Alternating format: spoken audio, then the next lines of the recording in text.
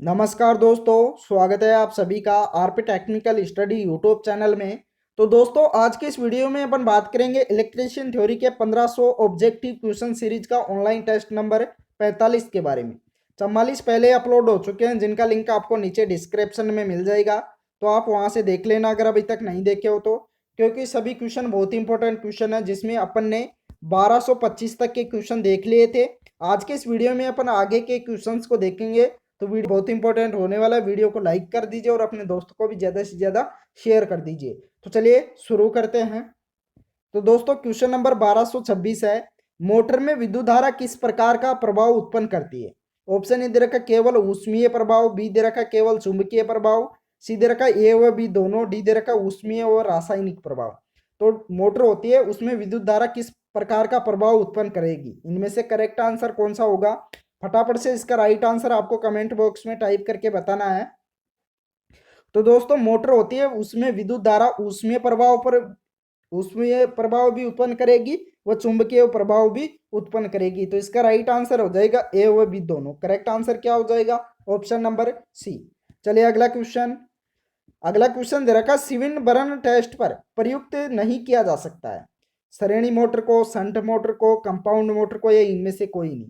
तो सिविन burn test पर प्रयुक्त नहीं किया जा सकता, किसको नहीं किया जा सकता है। इसका राइट आंसर हो जाएगा श्रेणी मोटर को। करेक्ट आंसर होगा ऑप्शन नंबर ये। अगला क्वेश्चन दोस्तों, अगला क्वेश्चन दे रखा है, ट्रांसफार्मर में लो कोर का कार्य क्या है। ट्रांसफार्मर होता है, उसमें लो कोर का कार्य बताना है। ऑप्शन ए दे रखा है, प्राइमरी व सेकेंडरी धाराओं के लिए निम्न प्रतिरोधी पथ उपलब्ध कराना। बी दे रखा है, प्रेरित फ्लक्स के लिए निम्न रिलेक्टेंस का पथ उपलब्ध कराना। सी दे रखा है, ये व बी दोनों। डी दे रखा है, कुंडलियों से ग्रंथित फ्लक्स का घनत्व बढ़ाना। तो इनमें से लो कोर का कार्य क्या होता है ट्रांसफार्मर में, इंपॉर्टेंट क्वेश्चन है। फटाफट से बताओ इसका करेक्ट आंसर कौन सा होगा, इनमें से राइट ऑप्शन कौन सा होगा। ऑप्शन के आधार पर इसका आंसर बताना है।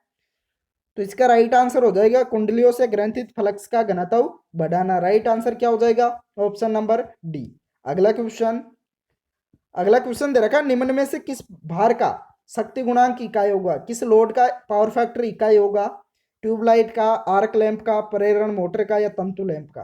तो इनमें से किस लोड का पावर फैक्टर इकाई होगा, फटाफट से बताओ इसका करेक्ट आंसर कौन सा होगा।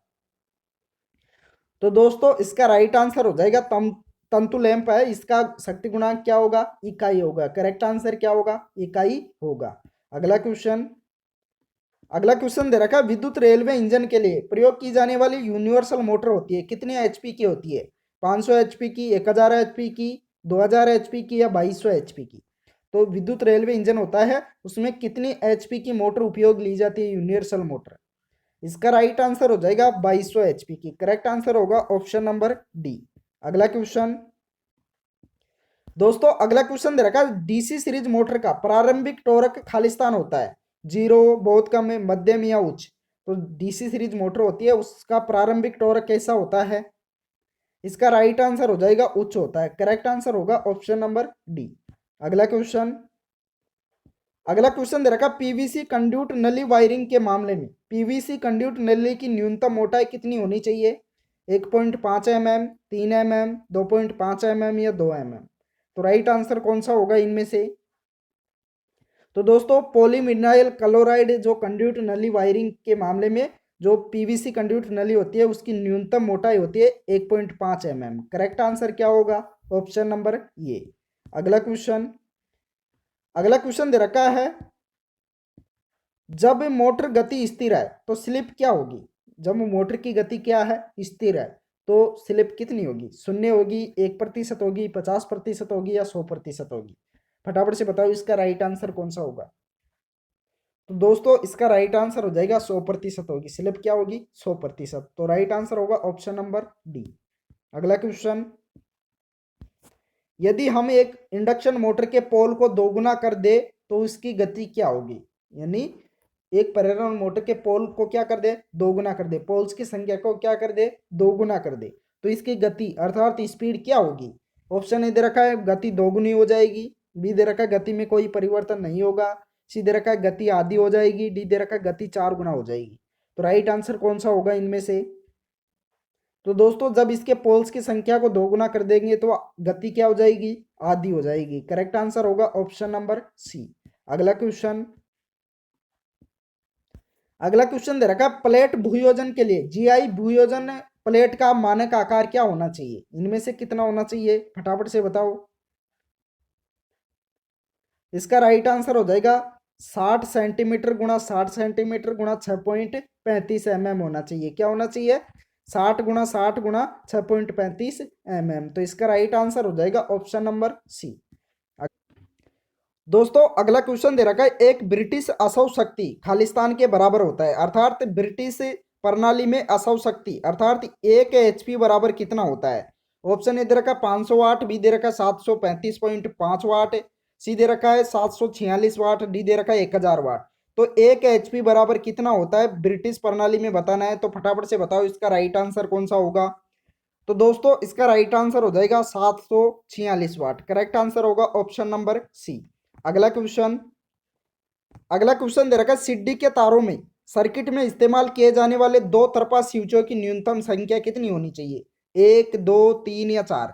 फटाफट से बताओ इसका राइट आंसर कौन सा होगा। तो दोस्तों इसका राइट आंसर हो जाएगा option number B 2। Correct answer होगा ऑप्शन बी। अगला क्वेश्चन, दोस्तों अगला क्वेश्चन दे रखा है निम्न में से कौन सा परीक्षण केबल के भूदोष के स्थान का पता लगाने के लिए प्रयोग किया जाता है। ऑप्शन ए दे रखा है लघु परिपथ परीक्षण, बी दे रखा है खुला परिपथ परीक्षण, सी दे रखा है निरंतरता परीक्षण, डी दे रखा है मुर्रे लूप परीक्षण। तो इनमें से केबल के भूदोष के स्थान का पता लगाने के लिए किसका उपयोग किया जाता है इनमें से। तो दोस्तों इसका राइट आंसर हो जाएगा मुर्रे लूप परीक्षण। करेक्ट आंसर होगा ऑप्शन नंबर डी। अगला क्वेश्चन, अगला क्वेश्चन दे रखा है आमतौर पर डीजल विद्युत उत्पादन संयंत्र की क्षमता खालिस्तान होती है, कितनी होती है। डीजल विद्युत उत्पादन संयंत्र होता है उसकी क्षमता कितनी होती है आमतौर पर। ऑप्शन ए दे रखा है 0.5 केवीए से 110 केवीए, बी दे रखा है 50 केवीए से 500 केवीए, सी दे रखा है 100 केवीए से 10,000 केवीए, डी दे रखा है 100 केवीए से 1000 केवीए। तो करेक्ट आंसर कौन सा होगा इनमें से, फटाफट से बताइए इसका राइट आंसर कौन सा होगा। तो दोस्तों डीजल विद्युत उत्पादन संयंत्र होता है उसकी आमतौर पर क्षमता होती है 0.5 किलो वोल्ट एम्पियर से 110 kilo volt ampere. Right answer हो जाएगा ऑप्शन नंबर ये। अगला क्वेश्चन, अगला क्वेश्चन दे रखा 3 फेज वाली प्रणाली में वाइंडिंग कॉइल के बीच अंतर खालिस्तान होता है 60 डिग्री, 90 डिग्री, 120 डिग्री या 180 डिग्री। तो 3 फेज वाली प्रणाली में वाइंडिंग कॉइल के बीच फेज जो अंतर होता है वह कितना होता है। तो इसका राइट आंसर हो जाएगा 120 डिग्री होता है। कितना होता है, 120 डिग्री होता है। तो इसका राइट आंसर हो जाएगा ऑप्शन नंबर सी। अगला क्वेश्चन, दोस्तों अगला क्वेश्चन दे रखा बिजली की गति कितनी होती है अर्थात विद्युत होती है उसकी गति बताना है। ऑप्शन ए दे रखा है 1,86,000 मील प्रति सेकंड, बी दे रखा है 3,86,000 मील प्रति सेकंड, सी दे रखा है 86,000 मील प्रति सेकंड, डी दे रखा है 2,86,000 मील प्रति सेकंड। तो बिजली होती है उसकी गति कितनी होती है, इंपॉर्टेंट क्वेश्चन है। तो दोस्तों इसका राइट आंसर हो जाएगा 1,86,000 मील प्रति सेकंड होती है। करेक्ट आंसर हो जाएगा ऑप्शन नंबर ये।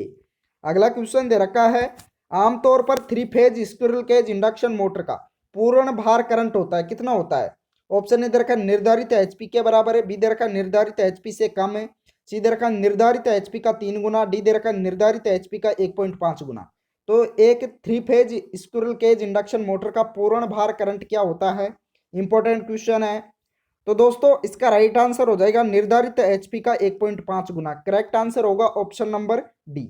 अगला क्वेश्चन, दोस्तों अगला क्वेश्चन दे रखा है वेव वाइंडिंग में कितने समांतर पथ होते हैं। वेव वाइंडिंग होती है उसमें कितने समानांतर पथ होते हैं, 2 4 6 या 8। तो राइट आंसर कौन सा होगा इनमें से। तो दोस्तों जो वेव वाइंडिंग होती है उनमें समांतर पथों की संख्या होती है 2। करेक्ट आंसर होगा ऑप्शन नंबर ये।